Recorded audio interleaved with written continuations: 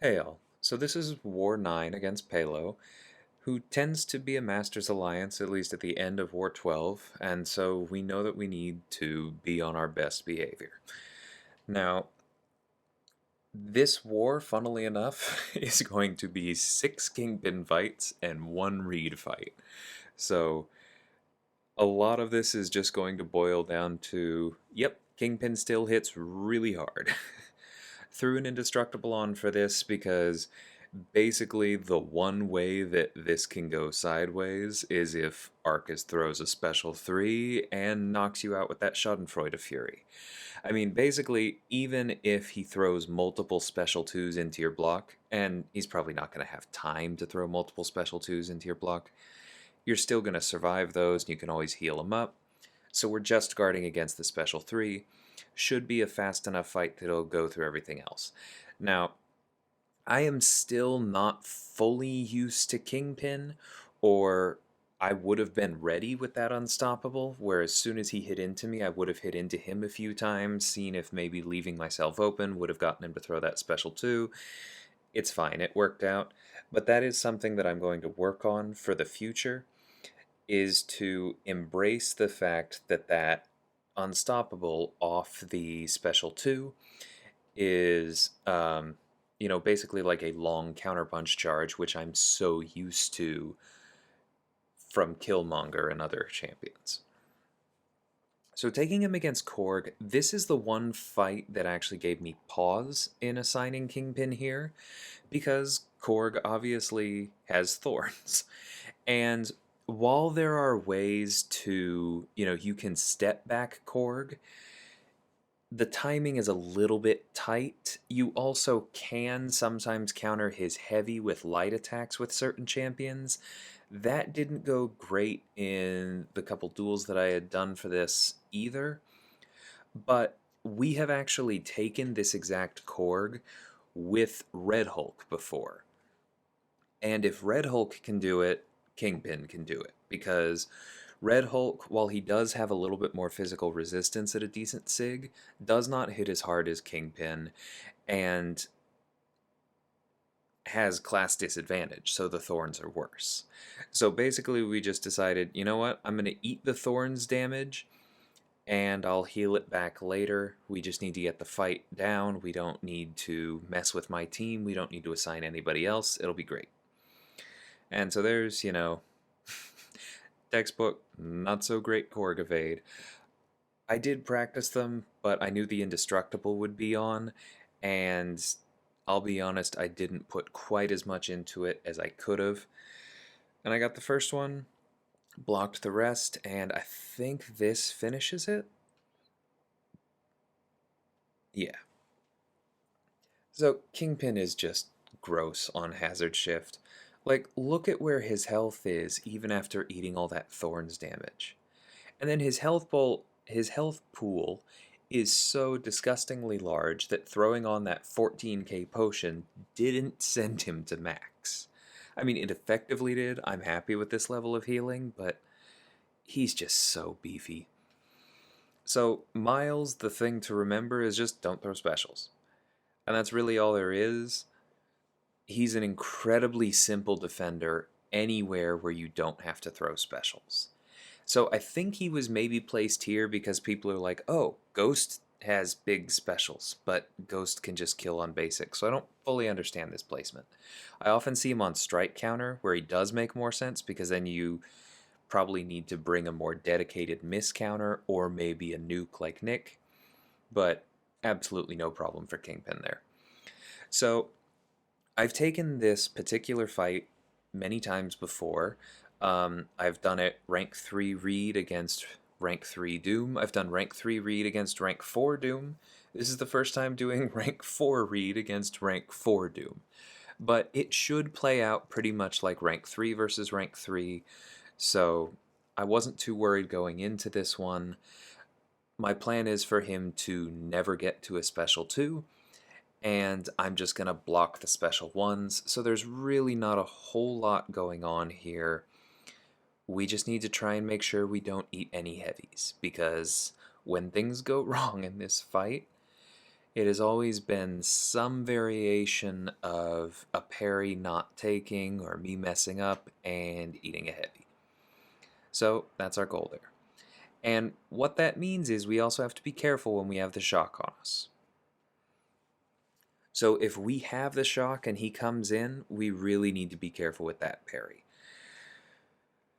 And then, of course, we throw the special 2, double the debuffs. Now willpower is just going to be working in our favor for the entire rest of the fight.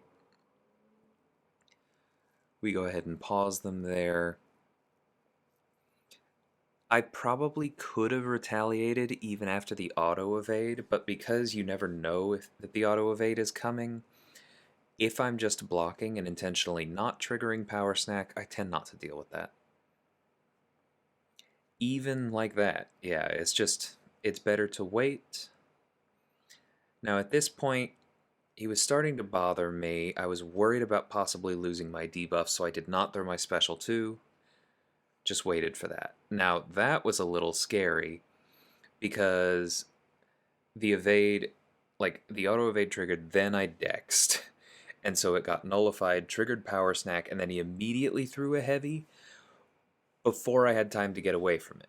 Thankfully, the spacing of that, oh crap, he stunned me before I could get away from it, also meant that I was far enough away he didn't hit me. So, could have been worse. I went ahead and locked those in, even though another hit into the special 3 would have also knocked him down. I don't know, when in doubt, I like to have those debuffs paused, and so throwing periodic heavies just makes me feel better.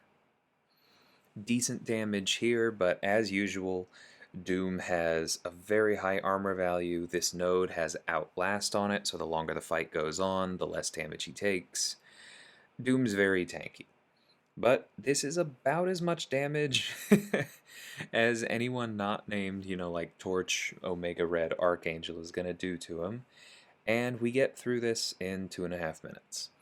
Not the fastest option, but just absurdly safe. I love using Reed against Doom. He's a pretty hard counter, and I love that he's a hard counter because it's so thematic. Now this Magneto is another one that I was looking at because he doesn't have like thorns like Korg, but it's harder to retaliate against his heavies, and he has class advantage against us. We have class disadvantage, which also means that any power back boosts are not going to work. And he's a high ground defender. So there's just a lot of things here that could go wrong, but the basic plan is back all the way up, use the wall trick. Of course, he throws, 2 full combos before we can. But use the wall trick to get rid of his unstoppable, place it on cooldown, and then backdraft into getting rid of the first high ground charge. And now we're going to, just try and go for intercepts where we can, go for special punishes where we can, but we're going to try and keep high ground down, use the unstoppable to our advantage like we talked about last time. Blocked that. Still totally fine. I think high ground does get away from us a little bit as this goes on, but kind of like with Korg, the trick here is just stay alive. It doesn't matter if you lose some health. You can heal it back up. Kingpin is good enough for these fights, and then he just crushes the other ones on this path. And even so, like 80%. He's so much fun to use. I've really, really been enjoying him, and it's impressive how much he can take on paths, even when it doesn't seem like he should be great. But it's just, well, he hits hard, he heals, he can take a lot of damage, he can probably win that fight. Keeps kind of working out that way. So this Wasp one is super easy. I probably could have pulled that punch and waited for the first high ground charge, but I figure I don't need to because she's just going to be throwing her special 1s, and we'll punish those, and we'll keep high ground under control.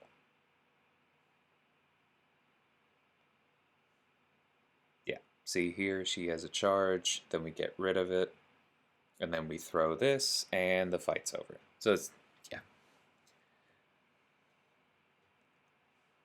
Hard to be easier than that.